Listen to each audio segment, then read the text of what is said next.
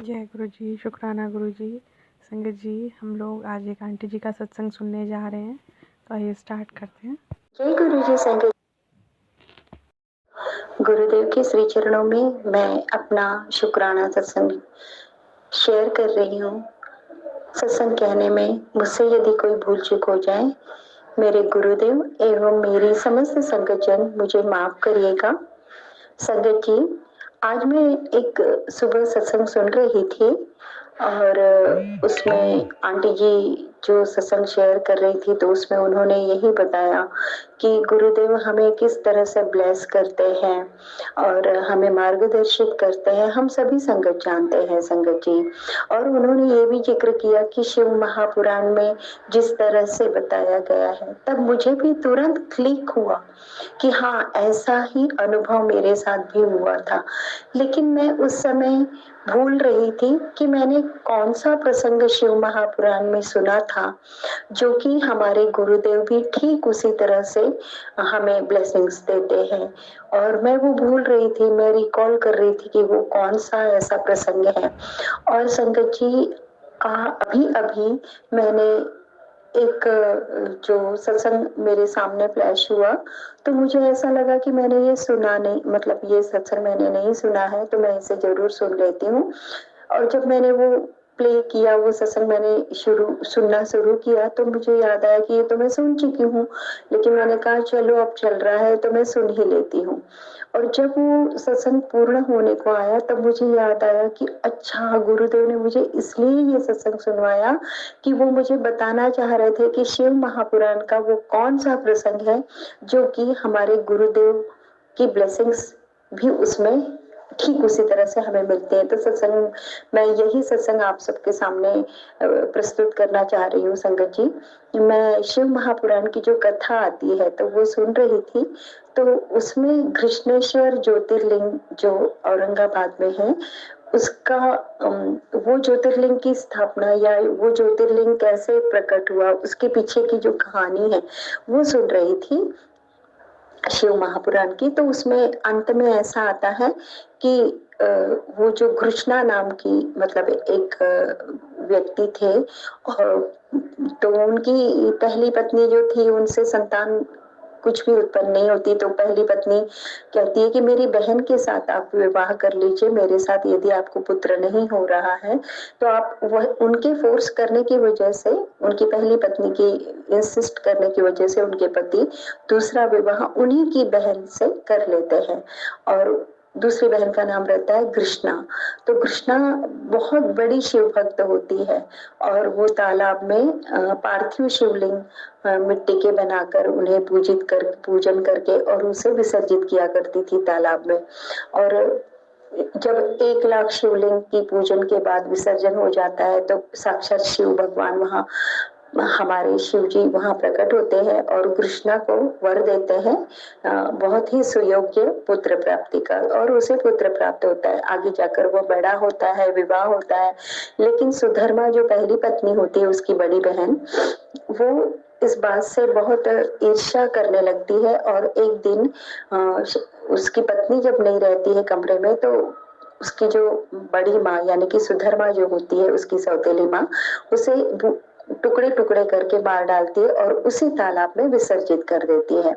तो जो कृष्णा होती है वो बहुत दुखी होती है, लेकिन उनके पति कहते हैं चलो अब परमेश्वर की यही इच्छा है, हम उसमें ही राजी हैं, लेकिन तुम अपने शिव जी का पूजन बंद मत करना। तो कृष्णा पूजन बंद नहीं करती है, और उसी तरह से वो शिवलिंग बनाती है, पूजन करती है और उसी तालाब में विसर्जन करती है। एक दिन जब वह विसर्जन करके लौट रही होती है, तो उसे दिखता है कि उसका वो बेटा जो मर चुका था, वो उसी तालाब के किनारे उसे खड़ा हुआ मिलता है, और वो कहता है कि माँ, आपकी शिव पूजा के फल, तपस्या के फल से मैं मरने के बाद भी पुनः मुझे शिव जी ने जीवन दान दिया है।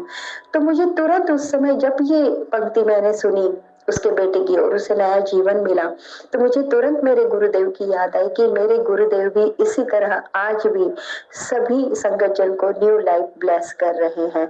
बहुत बहुत शुक्राना गुरु जी, अनंतम शुक्राना गुरु जी। आज फिर मेरे गुरुदेव ने मुझे बताया कि 100% तेरी मृत्यु निश्चित थी, लेकिन मैंने तुझे पुनः न्यू लाइफ ब्लेस कर दी। अनंतम अनंतम अनंतम शुक्राना गुरुजी, जय गुरुजी। उन्होंने मेरे अंकल जी को न्यू लाइफ ब्लेस की है, मेरे बेटे को न जाने कितने बार न्यू लाइफ ब्लेस की है। वो हम सबकी रक्षा हर क्षण हर घड़ी प्रतिपल कर रहे हैं। आपका अनंतम अनंतम अनंतम शुक्राना गुरुजी, बहुत बहुत शुक्राना गुरुजी। आपके श्री चरणों में पुनः प्रणाम करती हूँ। ओम नमः शिवाय, शिव जी सदा सहाय। ओम नमः शिवाय, गुरु जी सदा सहाय।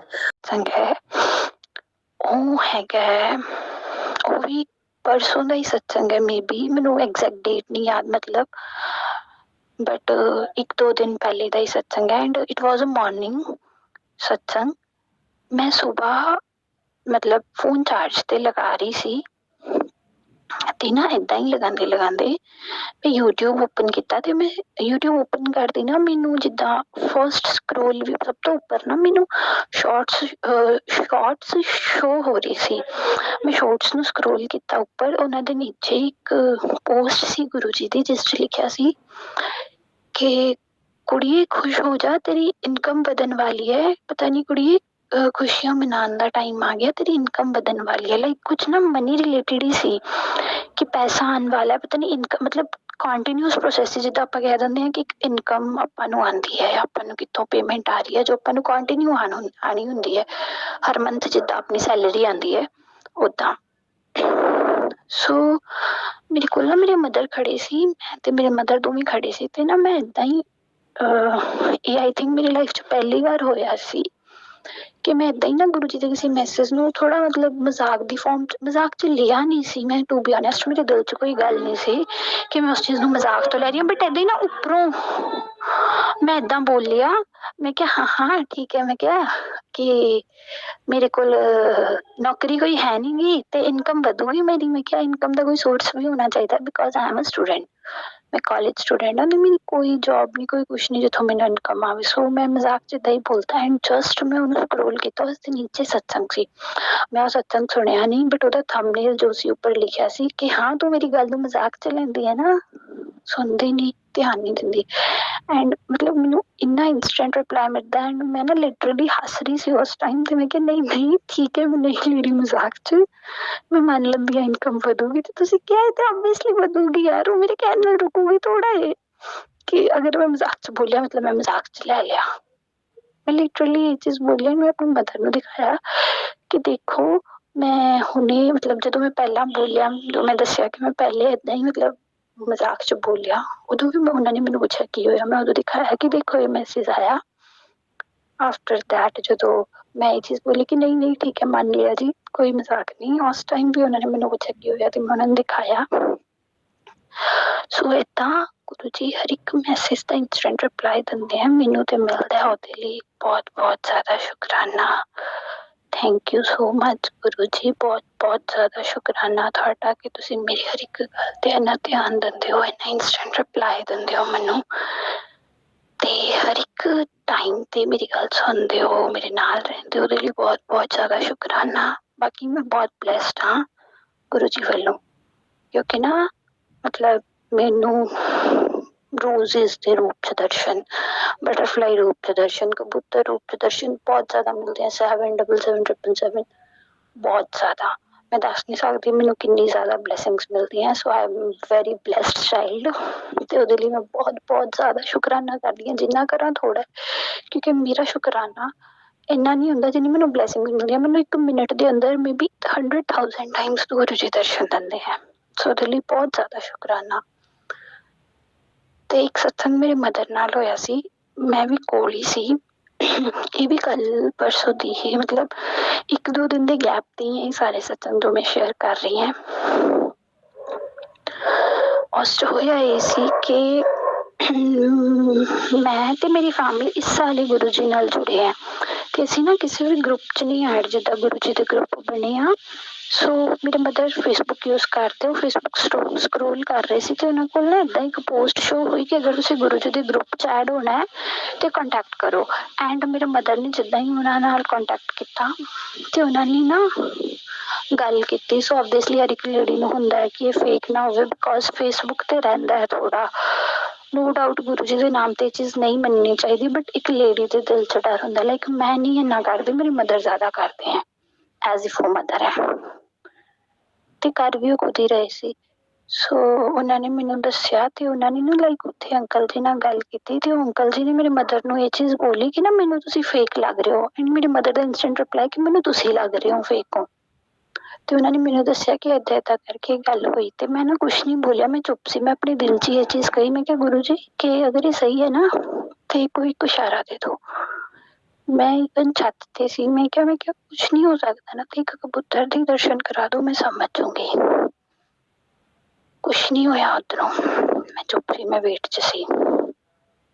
ਤੇ ਥੋੜੀ ਦੇਰ ਬਾਅਦ ਮੈਂ ਆਪਣੇ ਮਦਰ ਕੋਲ ਗਈ। ਮੇਰੇ ਮਦਰ ਨੇ ਮੈਨੂੰ ਕਿਹਾ ਕਿ ਉਹ ਅੰਕਲ ਨੇ ਖੁਦ ਫੋਨ ਕਰਕੇ ਗੱਲ ਕੀਤੀ, ਤੇ ਉਹਨਾਂ ਨੇ ਫਿਰ ਦੱਸਿਆ ਕਿ ਬਹੁਤ ਵਾਰ ਏਦਾਂ ਹੁੰਦਾ ਕਿ ਕੋਈ ਫੇਕ ਆਈਡੀ ਹੁੰਦੀ ਹੈ ਫੇਸਬੁੱਕ ਤੇ, ਲਾਈਕ ਆਪਾਂ ਬਣਾ ਲੈਂਦੇ ਨਾ ਕਿ ਕੋਈ ਜੈਂਟ ਜਾਂ ਮੁੰਡਾ ਕੁੜੀ ਦੇ ਨਾਮ ਤੋਂ ਆਈਡੀ ਰਨ ਕਰ ਰਿਹਾ। ਸੋ ਸਾਨੂੰ ਉਸ ਚੀਜ਼ ਦੀ ਪ੍ਰੋਬਲਮ ਹੁੰਦੀ ਹੈ, ਬਿਕੋਜ਼ ਉਹ ਗਰੁੱਪ ਸਿਰਫ ਲੇਡੀਜ਼ ਦਾ ਗਰੁੱਪ ਸੀ। ਸੋ ਮੈਂ ਆਪਣੇ ਜਸਟ ਹੀ ਬੋਲਤਾ, ਤੇ ਮਤਲਬ ਮੈਂ ਸਮਝ ਗਈ ਕਿ ਠੀਕ ਹੈ, ਮੈਂ ਗੁਰੂ ਜੀ ਤੋਂ ਇਸ਼ਾਰਾ ਮੰਗ ਰਹੀ ਸੀ ਤੇ ਉਹਨਾਂ ਨੇ ਦੇ ਦਿੱਤਾ। ਮਤਲਬ ਸੰਗਤ ਜੀ ਇੰਨਾ ਇੰਸਟੈਂਟ ਰਿਪਲਾਈ ਅੱਜ ਦੇ ਟਾਈਮ 'ਚ ਕਿਤੇ ਵੀ ਨਹੀਂ ਮਿਲਦਾ ਜਿੰਨਾ ਗੁਰੂ ਜੀ ਦਿੰਦੇ ਹੈ।